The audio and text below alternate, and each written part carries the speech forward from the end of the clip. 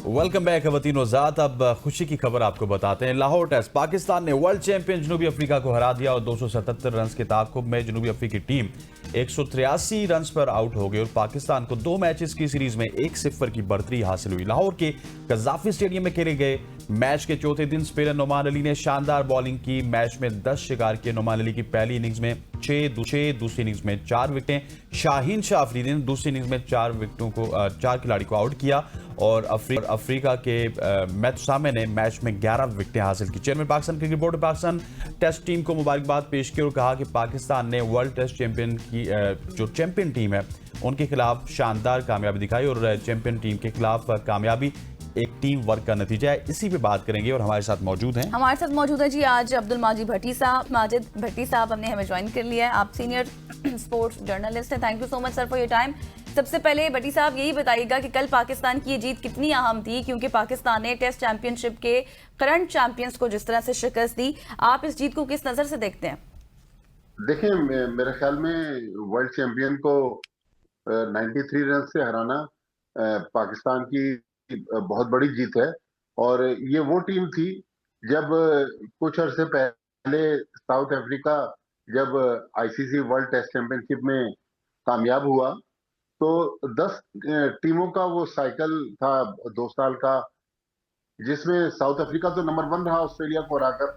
पाकिस्तान 10वें नंबर पर आया और पाकिस्तान की 3-4 प्लेयर्स के अलावा यही टीम थी। शान मसूद कप्तानी कर रहे थे, लेकिन पाकिस्तान का जो सक्सेस का रेशो था उसमें नोमान अली और साजिद खान का मेन रोल था। शाहीन आफरीदी आखिरी कुछ मैचों में फिर खराब फॉर्म की वजह से बाहर हुए, कुछ में वो परफॉर्म नहीं कर सके। तो मेरे ख्याल में पाकिस्तान क्रिकेट के लिए और पाकिस्तान क्रिकेट के शायकीन के लिए ये एक अच्छी और बड़ी विक्ट्री है, क्योंकि जब हम एशिया कप में अच्छा परफॉर्म ना कर सके तो एक ये सवाल गर्दिश करने लगा कि शायद अब पाकिस्तान के लोग जो हैं वो अब इस क्रिकेट टीम से उकता गए हैं।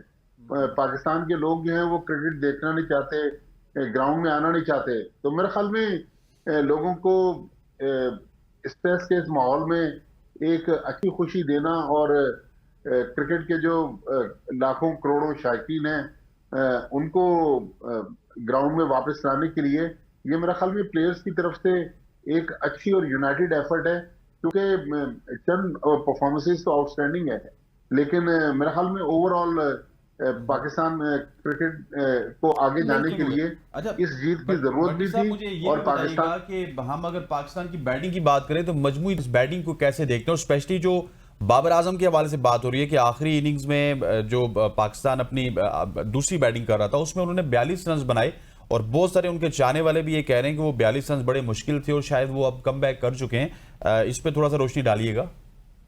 देखें, कंडीशंस तो बैटिंग के लिए बहुत मुश्किल थी। पहली इनिंग्स में 93 रन बनाए पाकिस्तान के ओपनर इमामुल हक ने, सलमान अली आगा ने 93 रन बनाए, 73 रन बनाए कप्तान शान मसूद ने, तो उसके अलावा 50 रन किए मोहम्मद रिजवान ने। सेकंड इनिंग में बाबर आजम ने 42 रन बनाए।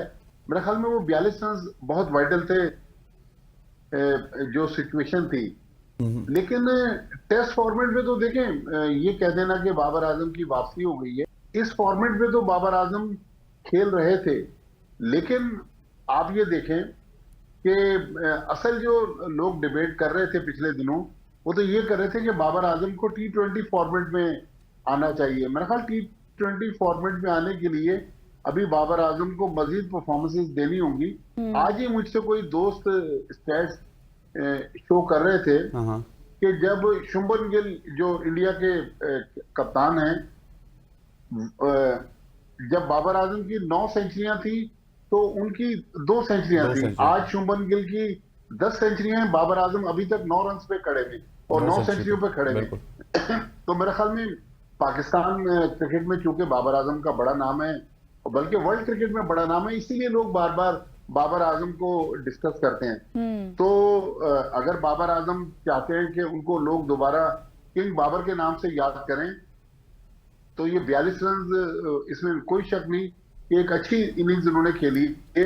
लेकिन अगर इस 42 को वो 142 रन में कन्वर्ट करें, पाकिस्तान को पिंडी में टेस्ट मैच जितवाएं, फिर मेरे ख्याल में बाबर आजम की क्लास और कैलिबर का पता चलेगा। क्लास तो उनमें है और कहते हैं कि क्लास परमानेंट होती है, लेकिन अनफॉर्चुनेटली बाबर आजम को अगर आप देख लें, उनके 25 के करीब वनडे हो गए, इतने ही T20 हो गए, इतने ही उनके टेस्ट मैच हो है। गए। बाबर आजम ने 2022 में, अगर मैं गलत नहीं कह रहा तो 23 आखिरी नेपाल में सेंचुरी बनाई थी।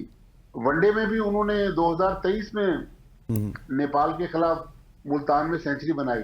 तो अगर बाबर आजम T20 फॉर्मेट में कमबैक करना चाहते हैं तो उनको कंसिस्टेंट परफॉर्म करना होगा टेस्ट फॉर्मेट में। लेकिन मेरा बाबर आजम को मशवरा है कि वो फर्स्ट क्लास क्रिकेट क्यों नहीं खेलते, वो डायरेक्ट इंटरनेशनल क्रिकेट खेलते हैं। शायद यहीं से उनके लिए मसाइल पैदा हो रहे हैं। बाबर आजम को चाहिए कि वो जाएं और जाकर, इस वक्त काइजन ट्रॉफी चल रही है, इन 2 टेस्ट मैचों के बजाय, इन 2 टेस्ट मैचों के बाद बजाय वो बाहर चले जाएं किसी कमर्शियल की चूट पर, किसी लीग को खेलने के लिए, वो फर्स्ट क्लास क्रिकेट खेलें। आप देखें फर्स्ट क्लास क्रिकेट खेलने से बाबर आजम की परफॉर्मेंस में खुद ब खुद हमें निखार नजर आएगा। बिल्कुल आपने ठीक कहा, हम भी बाबर के हवाले से बहुत बात भी कर रहे हैं और में कंसिस्टेंसी भी होनी चाहिए। जिस तरह से आपने मशवरा दिया, उम्मीद है कि उस मशवरे पर भी अमल करेंगे। मुझे शाहीन शाह अफरीदी के हवाले से भी सर बताइएगा। अब उनको भी बहुत ज्यादा क्रिटिसाइज किया जा रहा है और कहा जा रहा है कि उनकी जो रफ्तार है, उनकी जो पेस है, वो कम हो गई है। और लेकिन इस मैच में हमने देखा जिस तरह से उन्होंने तकरीबन 140 प्लस की रफ्तार से बॉलिंग की और फिर 4 खिलाड़ियों को भी आउट किया। बिल्कुल एग्जैक्टली। आपको लगता है कि वो अपनी अब दोबारा से अपना जो करियर है उसको प्रोलॉन्ग कर सकते हैं? देखें, अभी एशिया कप में शाहीन आफरीदी मुस्तकिल परफॉर्मेंसेस देते रहे और अभी टेस्ट मैच में एक ऐसी पिच पर जिसपे स्लो पिच थी, लोग कह रहे थे कि स्पिनर्स का रोल इंपॉर्टेंट होगा, लेकिन वहां पर शाहीन आफरीदी का आना, और कप्तान शान मसूद ने आज प्रेस कॉन्फ्रेंस में कहा कि शाहीन शाह अफरीदी खुद मेरे पास आए और मुझसे बॉलिंग मांगी।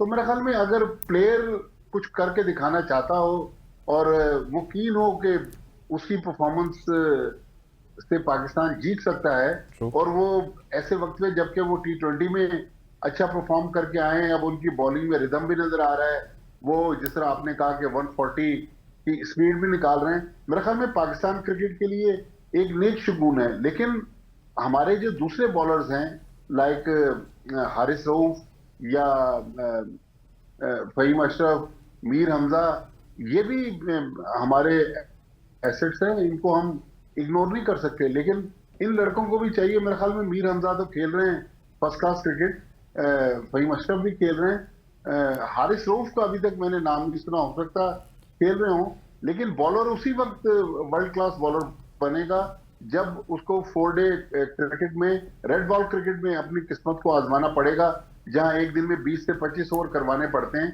तो राइट माजिद भाई, क्योंकि फर्स्ट क्लास क्रिकेट ही एक ऐसे क्रिकेट है जो आपको वो माहौल प्रोवाइड करती है, क्योंकि आप नेट प्रैक्टिस में बड़े खिलाड़ी नहीं बन सकते। आपकी गलती है, फर्स्ट क्लास क्रिकेट में जाएंगे, वो 11 बंदों के सामने रख के आप खेलेंगे, उसके बाद ही आपकी गलतियां ठीक होंगी। मैं अब थोड़ा सा नुमान अली और साजिद खान के हवाले से बात करना चाहता हूं। जैसे माजिद भाई, फुटबॉलर होते हैं ना, वहां पे मिडफील्डर होता है फुटबॉल की अगर बात की जाए तो मिडफील्डर से अक्सर ये टर्म यूज की जाती है कि ये मजदूर वाला काम करता है, बेचारा अटैक भी कर रहा होता है, फॉरवर्ड भी कर रहा होता है, बहुत कुछ कर रहा होता है। पिछले 2 या 3 सीरीज में हम देख रहे हैं कि हमारे अपने स्पिनर से भी एक मजदूरी करवा रहे हैं पूरी टीम, बाकी बस कोई कैच पकड़ रहा होता है, कोई क्या कर रहा होता है। लेकिन बात यह है कि नुमान अली की अगर स्पेशली बात की जाए तो उनका हमने सिर्फ 35 साल की उम्र में डेब्यू करवाया, अब उनकी उम्र 39 साल है। क्या आप समझते नहीं कि फर्स्ट क्लास क्रिकेट खेलने वालों को थोड़ा सा अर्ली हमें इंट्रोड्यूस करवाना चाहिए? देखें, आप मजदूर कह रहे हैं, अगर मजदूरों को लाखों करोड़ों रुपए मिलने लग जाएं तो फिर तो पाकिस्तान की और मजदूरों की किस्मत तब्दील हो जाए। जाहिर है प्लेयर परफॉर्म कर रहे हैं, उनको पैसा इसीलिए मिल रहा है कि वो जाएं, जान मार रहे हैं और पाकिस्तान को जितवाएं। लेकिन बहरहाल इसमें कोई शक नहीं कि नुमान अली तो बिल्कुल आउटस्टैंडिंग है। आउटस्टैंडिंग क्यों है? जो थोड़ी देर पहले मैंने आपका सवाल का जवाब दिया कि नुमान अली ने फर्स्ट क्लास क्रिकेट खेली, नुमान अली ने हनीफ मोहम्मद ट्रॉफी खेली। हालांकि 3 ही फर्स्ट क्लास मैच जनवरी से अब तक खेल सके थे। वो क्लब क्रिकेट खेलते रहे। साजिद खान हमें थोड़ा सा रस्ती इसलिए नजर आए कि साजिद खान ने 2 फर्स्ट क्लास मैच खेले थे, कुछ उनके फिटनेस के इश्यूज थे, लेकिन साजिद खान भी अच्छा परफॉर्म कर रहे हैं। मेरे ख्याल में इन सीनियर्स के साथ अब हमने क्योंकि पहला टेस्ट मैच जीत लिया है, अगर सिलेक्शन कमेटी समझती है कि कोई यंगस्टर आए और पाकिस्तान को परफॉर्म करके जितवा के दे, तो यकीनी तौर पर यंगस्टर्स को मौका मिलना चाहिए। लेकिन फिर सवाल ये भी है ना कि वो कौन सा यंगस्टर है जो इनको रिप्लेस करेगा। अभी ये परफॉर्म कर रहे हैं, दोनों पाकिस्तान को जितवा रहे हैं, तो मेरे ख्याल में इस टीम को ज्यादा छेड़छाड़ की जरूरत नहीं है। बल्कि जो तीसरा स्पिनर पाकिस्तान की सिलेक्शन कमेटी ने रखा हुआ है आसिफ आफरीदी, उसकी तो एज के ऊपर भी सवाल उठ गया कि जी 38 साल की उम्र में उसको डेब्यू करवाया जा रहा है। मेरे ख्याल में अगर प्लेयर अच्छा है, परफॉर्म कर रहा है, पाकिस्तान को जितवा सकता है, तो एज तो मैटर नहीं करती।